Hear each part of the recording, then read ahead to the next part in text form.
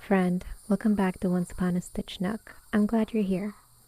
Today, as we sit together and crochet, I want to talk about something that is quiet but powerful. How we romanticize the past.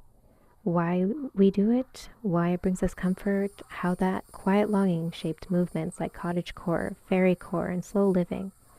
There's a warmth in nostalgia. We remember the feel of Grandma's storybook, the smell of a first pressed flower page. It soothes our anxious minds while our brains glaze over the lost memories, those worries, those hardships. The past becomes ideal and we filter out the rest. Nostalgia edits. It remembers warmth and it forgets hunger. It returns the sound of laughter and skips over the ache behind it. The mind doesn't do this to deceive, but to survive. When the present is overwhelming, it offers shelter in a story, and stories, while almost always grounded in some truth, have lies to them. And the stories are soft, but they are not whole. This filtered memory shapes entire aesthetics. The cottagecore movement is a perfect result of all that nostalgia. Rooted in longing for pastoral simplicity, bakeries, hand stitching, living close to nature. These initiatives give us a moment of gentle escape. But importantly, we're not living in Victorian hardship. We borrow its feeling of calm, but not the hardships. No one today who wears a calico dress desires to return to a time without antibiotics. But they might crave a life where a dress was made with care and worn for years. They might crave enough stillness to embroider a hem and sip something warm while doing it. I like using the original Disney Snow White as an example in this topic, for it was a cultural craving for nostalgia. It's so often misunderstood today, looked at through a contemporary lens, and disregarding the society and the women of the time. It was a cultural wish, reflected in on screen. It was released again during World War II, and it wasn't just escapism, but a memory. Snow White's domesticity, once mocked, was then sacred. It reminded people of home. Families were broken by war and could recall what it felt like to sit down to a meal, to clean something because it belonged to them. For many women, it recalled the life they had before being told to labor under fluorescent lights, whether they wanted to or not. And her gentle song, her open windows, her soft routines that are painted in this beautiful, dreamlike style. They painted a dream of peace, a dream many had once known and fear would not return, or not return fully. Handicrafts carry similar weight today. Every stitch made today echoes thousands of women in our past, women who wove because they had to, not because they choose. And yet, when those traditions are picked up now, something a little strange happens. It becomes both remembrance and rebellion. The act of crochet or knitting becomes a thread between the generations, acknowledging what has endured, while also refusing to recreate those conditions or recreate the circumstances or oppression. A blanket once stitched by candlelight in obligation is now stitched slowly in peace, as a declaration, this matters and I choose it. Romanticizing the past becomes dangerous only when it blinds, when it suggests that the past was better because it was quieter, ignoring the cost of that quiet. The goal is not to return, but to extract, to learn from history and pull what was good, to find the colors, the calm, the softness, and bring them here into a world that still rushes.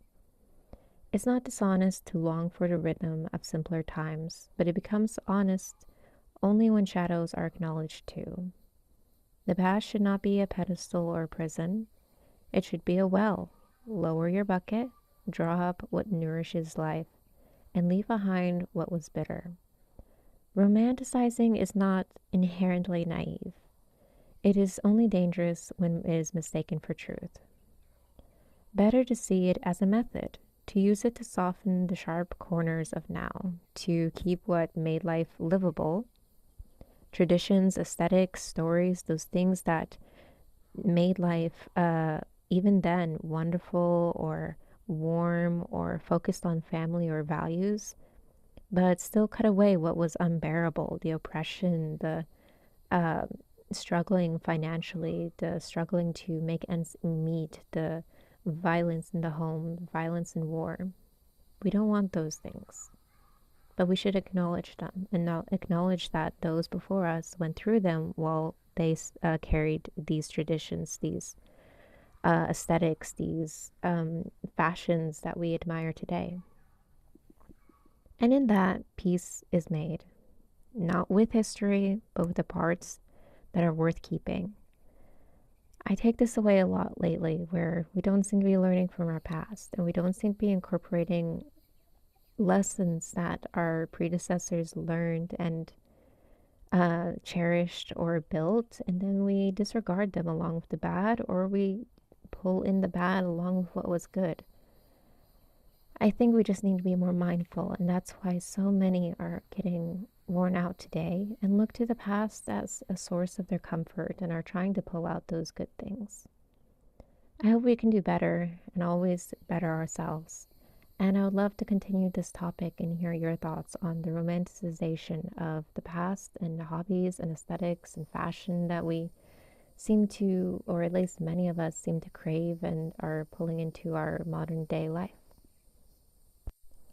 And as a psychology student, I like to not just throw out my own ideas in these kind of topics. I like to see, uh, where some of the literature pulls in.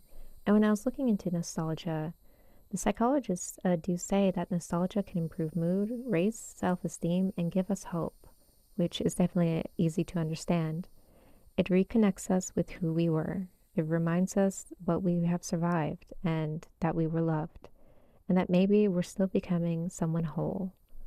And often it can give us, or those of us who are struggling, a reason to still be here, for we can look back on those who made it and those who got us this far over several generations.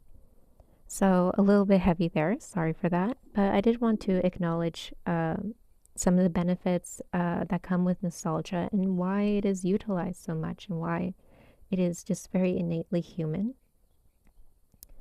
And so I'm trying to present this in a balanced way, since there's this, you can go too far in either direction, either to condemn romanticization. I like to often think, of Anne of Green Gables and how she utilized her imagination as a survival mechanism, and it became something beautiful to bring to other people, while also seeing as being out of touch sometimes, and also getting her into some trouble. It had its benefits, and I think it's beautifully illustrated in that way, and is acknowledged even by those who don't live life that way, who don't fall into the depths of despair, as Marilla says. Um, so we do see that there is benefit to that. So I don't think it should be condemned entirely, but I do think it shouldn't be upheld as something to do just for the sake of doing, or that is all inherently good, because it can mislead. It can lead you to over idealize, and we see this sometimes with how we picture our romance, how we think things will be in a relationship, and then we're disappointed and he's not Prince Charming. But there's a balance to understanding what is supposed to be the charm in that, and the princely aspects of someone in a modern day, opposed to making him something fictional. And when we fictionalize life, I think you can still have romance in your life without, and when I say romance in this context, I'm using it more like Anne uses it, more that something soft and gentle and beautiful, and that we're emphasizing it, not necessarily in a relationship sense. And so I find I pull a lot of that into my work and my designs, is I want a lot of romanticism. I want a lot of nostalgia.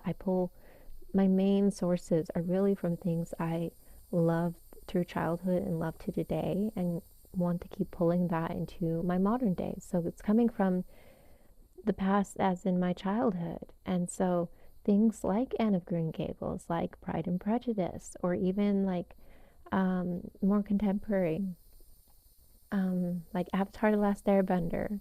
I pull from that for how that show made me feel and how it helped me find myself and seeing how women were portrayed. And I like, or right now I see Apothecary Diaries and Free Ren and anime as being beautiful depictions, um, and reflecting on the past, whether historical China or in Free Ren, the case of a life of an elf and how she looks back at life, and it really revolves a lot around nostalgia and relationships. So I'm trying to give this balanced approach to it and share with you how I look at it and how I'm trying to just be mindful of it. I think that's always the key, and just to be mindful of not over idealizing things and not over idealizing the past. I think that's very dangerous. I think it's a very mixed bag, and I wouldn't want to be a woman in the past for the most part, and I'm glad I live in today. But I am glad I can find the beauty in what my sisters have carried through the years, through generations, through the handicraft that I now do, and through fashions that I look back on, or through, like I can look at Audrey Hepburn, also a fellow knitter, and her fashion, or what she did in her lifetime, or her humanitarian work. A lot of beauty and a lot of things to pull inspiration from there. So that's a little personal note to share with you on that. But I think I've been rambling quite a bit now. I would really love to hear your thoughts on this and to hear if this is something you look to do, or if you're not as uh, much of a romantic, or you like to stay more in the present. If you're that kind of person, and that's wonderful too. I think I'll leave us off here. I hope you enjoyed this little chat with me, and I hope you'll come back for another video. Thank you.